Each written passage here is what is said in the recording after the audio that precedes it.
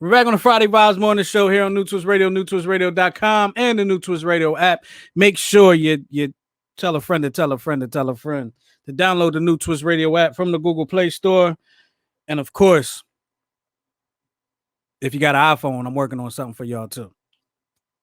But right now, we got a little something special here for y'all. You know what it is. It's 9 o'clock, so you know what that means.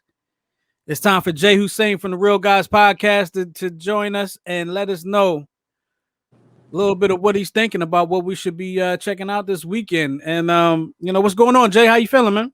What's good, Jay, Chris, and the New Twist family? Welcome back.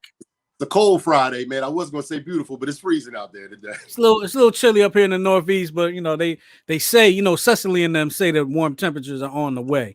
So for people that's not around here and don't know who Cecily and them is, Cecily and them is the Action News ABC, whatever. They ain't paying us, so it don't really matter. But anyway, so early in the show, before we get into your suggestions for the weekend, we were talking about a couple of things. The quote unquote cancelization of Dr. Seuss, at least a few of his books, and the teaming up of Gucci, the fashion brand Gucci, with a black-owned T-shirt company, and which has boosted their price, the prices of their shirts to over $300.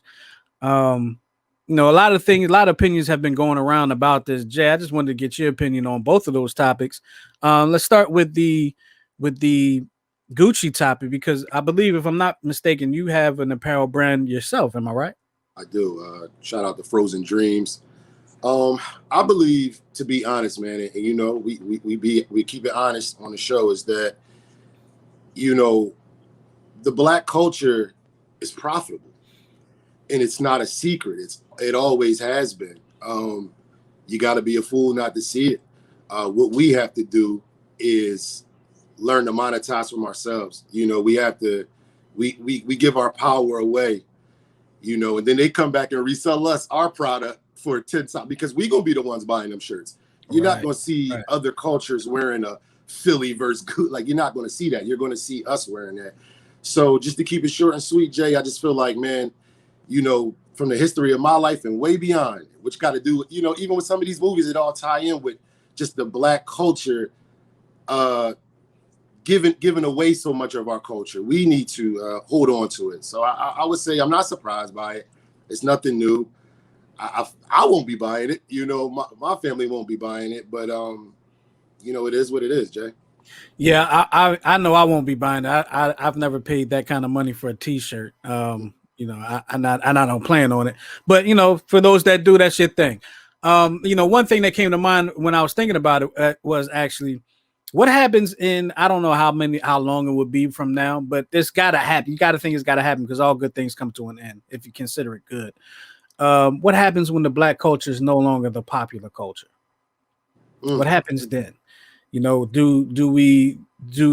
all the fighting, let's say, because Gucci came under fire, I believe it was last year, with something that they had put out, and now this is almost like a reaching out of we're sorry, let's work together. Yeah. If our culture was not popular, they wouldn't be doing this, right? So does this almost excuse, for some people, I know it does, but does this let Gucci off the hook for what they've done? I say no, personally. Absolutely not. Absolutely not. I think it's honest. I don't know if it's because there's two ways to look at it, Jay. In some ways it's insulting, right, and in some ways we know that sometimes you need that extension cord, or you need that to heighten. Because honestly, this person, the guy who makes it, I forgot his name, who originally created the shirts, for him, it is a bigger outlet. Gucci is a huge brand, and our people wear Gucci. So to see that in the store, it's great for him. But again, they're taking our culture and selling it right back to us. So to me, it's just like, it's counterproductive. We can do this in-house. We didn't need to outsource for this. So, Absolutely. And now I guess if you're wearing one, if you know how the streets are, if you're wearing one that came out, a while ago, and now Gucci has a part of it. Oh, you got that Gucci? Oh no, you ain't got no Gucci, yo. You ain't got no Gucci. Slap the fake label in the back, like back in the day, Exactly. One more thing before we get into the suggestions, Dr. Seuss. I have some opinions on that myself, but a few of his books have been taken off the shelves due to, I'm going to say, insensitive racial images, portraying of insensitive racial images. What you think about that, Jay? I want to say the only doctor we acknowledge is Dr. Dre. I don't care about no Dr. Seuss. I want people to know that we living in a time where everything is being highlighted and recognized. Where they tried to sweep it under the rug before, get them books out of here. I don't want my kids a part of that. And to be quite honest, I read the list of books. I ain't know none of them but two out of the 6. Yeah. So, and I was an avid reader in school, and we have riff and books and all of that stuff. But, at the end of the day, you want to be proud of your ancestry, right? You want to be proud of where you come from and your roots. And when your roots weren't so proud, you need to abandon that. So I'm thankful that finally, y'all see what we had to read. How would you like your kids reading, things that were demeaning and making them feel less so, not to get all political, man, but Dr. Seuss got to go. We ain't missing nothing. I ain't like nothing but Cat in the Hat anyways. So green eggs and whatever, man, get rid of it. Cat in the Hat, green eggs and ham were two. I can remember those, and Fox and Socks or whatever that one was called. Right. The one I was reading to my daughter, almost cussed trying to read that because of all the tongue twisters. But when I saw it, I said, okay, it's Dr. Seuss. I myself never felt that Dr. Seuss was racist, right? And I still don't necessarily believe he was racist in the truest sense of the word. However, when you have these racially insensitive depictions in a book that's being sold to children, being marketed to children, there's something there. But I'm kind of mad or on the fence about them taking the books off the shelves, and here's why. In this country, we have a history, a long, ugly history, very long, very ugly history of racism. And we have a very long history of insensitivity towards cultures and races and things like that. I personally would want these books to stay on the shelves, just almost as a history lesson, because right now I feel like we're getting into a dangerous place where the history of what we came up with as the history of this country is going to be deleted as far as the bad stuff. Oh, yeah. Like I almost want the Dr. Seuss stuff to stick around because as a memory of, yes, this stuff existed at one time. Right. This stuff did exist. The insensitivity. He came up in a time where putting stuff like that in a book was not a problem in this country. Right. So we have to remember that as well, that there was a time when this stuff was not a problem. It's a problem now, but there was a time when this was not a problem, and we need to remember that that's part of our ugly history as well, that these people have put these things in these books and there was no type of blowback to it because it just wasn't as sensitive at the time. But if you have an opinion on it, let me know. 215-486-0335. That's the number to text and let me know. Did you have anything else before we got into it, Jay? I just want to say that our oppressors have always tried to silence us, and now they're trying to hide their best. It just goes hand in hand, man. It's nothing out of the ordinary, but one thing is our history can't be erased just so. Because them books is off the shelf, don't you worry, my brother. We always gonna tell our story. You know that. Here's one last thing I'm gonna say, and I'm gonna let you get into it. I would love for those books to stay on the shelf with a disclaimer, almost kind of like they do with the albums, the parental advisory. I would love for those books to stay on the shelves with like a parental advisory, some type of disclaimer on it. Great idea. Just to show. But with that being said, thank you again to Jay Hussein for being here. We want to get into those suggestions for the weekend. What you got for us? Yo, man, I gotta kick this off just with the biggest thing to watch this weekend, man. And me and you were talking behind the scenes, but Coming to America is finally here, man. Finally. Absolutely. I'm talking about 33 years finally, all right? we done waited so long. Our kids, they old, like everybody old now, man. What I will say about this movie is that it dropped today officially, but they shocked the world by dropping it a day early. It came out yesterday, the 4th. It was scheduled to come out the 5th, and everybody was calling me, telling me they were watching it and texting me, and I got to enjoy it too as well. And I was surprised, and then I would say in a positive way, right? So what I will say about the movie is that they held a lot of the original cast, which to us who were watching it 33 years ago, we were very happy to see that a lot of them, you know, they didn't die. They're still alive and well, right? I'm talking about from Eddie to Arsenio to John Amos to just some of the older people that was in it. I thought Louis Anderson was dead. But he is actually alive and well, right? Yes, he is. And after that, man. So what I did like about this is that being as though we're talking about something from 33 years ago, they added a lot of new people. They got Tiana Taylor in it. They got Jermaine Fowler, who plays Prince Akeem's son in the movie. And basically what the movie about, short and sweet, is that, you know, Prince Akeem has 3 daughters, 3 beautiful daughters, and he does not have an heir to the throne, a male heir. He finds out that he has a son in America, and through the magic of CGI, you know, they get to retell this story to us, which is so dope because you got Eddie and Arsenio looking like they 20-something years old, even though they 60. So, you know, I thought it was dope. What I will say is, because a lot of people were concerned with, oh, you know, man, it's not going to be better than the first and da-da-da-da-da, but I could sit here and wait. Y'all tell me what number 2 is better than anything. I don't ever want to watch Karate Kid 2. I don't want to watch Fast and the Furious 2. So I don't understand what the beef is about. I feel like, yo, this movie holds its own.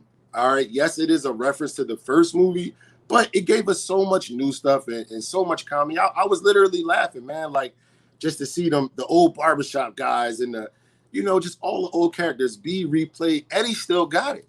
He still got it. You know what I mean? So I personally thought the movie was dope, man. I thought it was dope that we got to see what Zamunda looked like. We always imagine, right?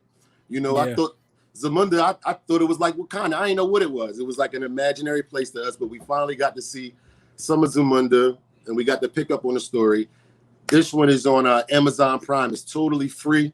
Please check it out so we could talk about it. I won't give too much away, but like me and you talked about, just you know, it was pretty good, man. I thought it was all right. So we're gonna give y'all a week because we're gonna talk about it next week. Because I really want to talk about this movie, but we're gonna give y'all a week to see it, and then we'll talk about it next week. For sure. And let me just say this. I will say this because I don't think this will ruin the movie. This movie could have been. This movie could have been a standalone movie, right? As a continuation. It didn't have to be a sequel. Right, it could have been a standalone movie on its own that came out today. Let's put it this way.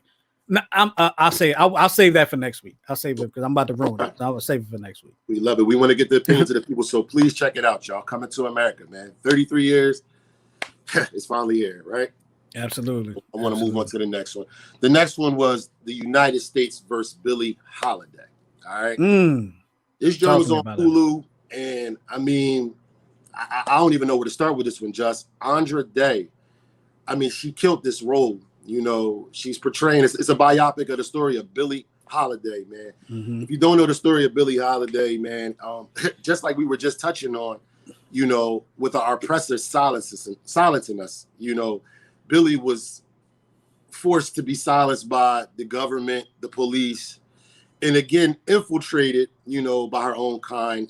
It's kind of like Judas in the Black Messiah, how we watched him, you know, be infiltrated. It was the same thing. One thing I liked about this was Andra Day.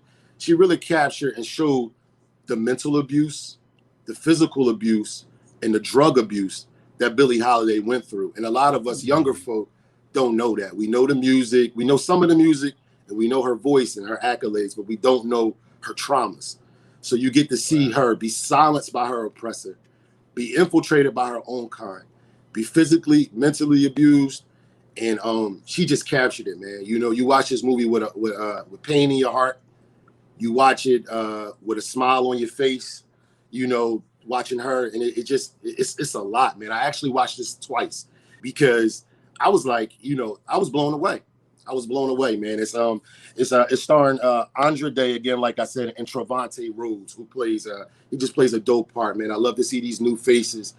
Again, I want you guys to watch this one so we could talk deeper into it.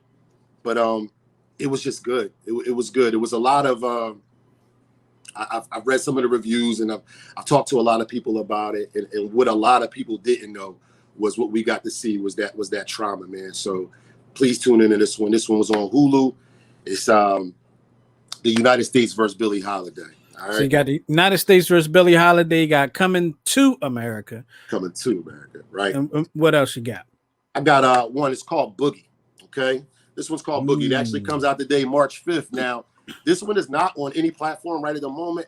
You know, I want to say, man, and this is a sound the alarm, man. Yo, the movies is back open. The movie theaters is back open. All right, now they kind of been open, but you know, they some of them have been open, select theaters, but now we have a lot more theaters opening, and this particular movie, Boogie, is in theaters. Now this one is actually starring Eddie Wong, who is the creator of Fresh Off the Boat. You got Taylor Takashi.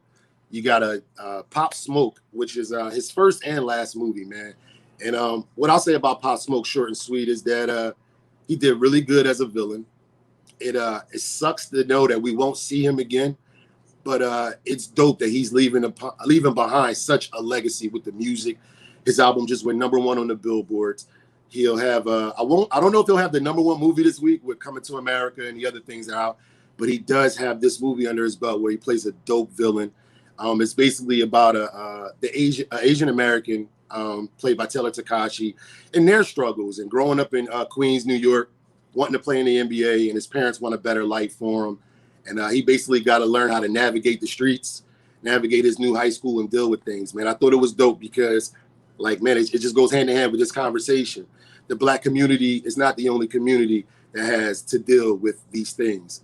As of recent, the Asian community is under a lot of fire and things happening with them. So you get to see a little bit of things that they go through in this movie. So I thought it was dope for us all to see, because at the end of the day, there's only one race, man. Y'all know what race that is. That's the human race, man. So we all the same, and this movie will dictate that and keep you entertained, man. And the music was dope. Let's keep it real. The music was dope in this movie. They played a lot of Pop Smoke, a lot of hip hop, and I thought they captured a lot of it, man. So check this one out. Again, it's not on any platforms, but it did drop in the movie theaters today. Interesting thing. I actually had a post about Eddie Wong a couple of days ago. I don't know if you saw it, but I just happened to look him up on the on Wikipedia, and it laid out his accolade or his accomplishments or what he is. He's a writer, an actor, a restaurant owner, a chef, a couple other things, and an attorney. He does all that, and he's an attorney as well. Right. And it just made me think, like, so much growing up, people tell you, you need to find one thing to focus on and master that. Look at all those things he's doing. Why do we just have to be a part of one thing? That was what my post was. Y'all can check that out, Jay Watson Radio Man. But why focus on one thing? I've never been able to just focus on one thing, and I don't plan on starting now. So, and Eddie Wong is a testament to that. I digress. Yeah, you got anything else for us to watch this weekend? That's three things right there. It's Boogie. It's three right there. I'm gonna get y'all two quick ones. All right. The fourth movie is called I Care a Lot. Right. This one is on Netflix, man. This one is a dark comedy. Right. It's funny just because when I'm watching these movies, man, sometimes I'm like, what the hell am I watching? I'm trying to understand them, and I'm trying to find a way to understand the movie. But this one right here was basically about a shady court-appointed legal guardian. Right. So basically, in a nutshell, what this lady does is she takes elderly people from their home or their situation and by the court's orders and basically takes them from the home. She takes their stuff and sells it off of her personal gain. And she basically gets rich off the elderly. She just snatched it. They don't even have to have dementia or anything. She'll get the doctor to write it up, take them out their home, end up taking their cars, their stuff, selling it for herself, and became rich off of that. Now, what I want to say is, in real life, when you young, you go get your parents to handle your situations. But when you old, you go get your kids to handle your situation. So basically in this movie, she takes an elderly person, and that elderly person has some kids and has some ties to some gangsters and some mobs. I'll leave it right there because, this movie gets real crazy, man. It's got a super dope ending. Please watch this one and get back to us. Again, it's I Care a Lot, and it's on Netflix. And for my last one, This one is good. This was the I Got a Story to Tell documentary about Christopher Wallace, the Notorious B.I.G., man. And for anybody who's a fan of B.I.G., which I am, I hold him up in my my top guys, man. If not number one, number two, number three, he's somewhere around there. And what this does is give us a closer insight on Big. It gives us a lot of behind the scenes footage of stuff we've never seen before. It personalizes him.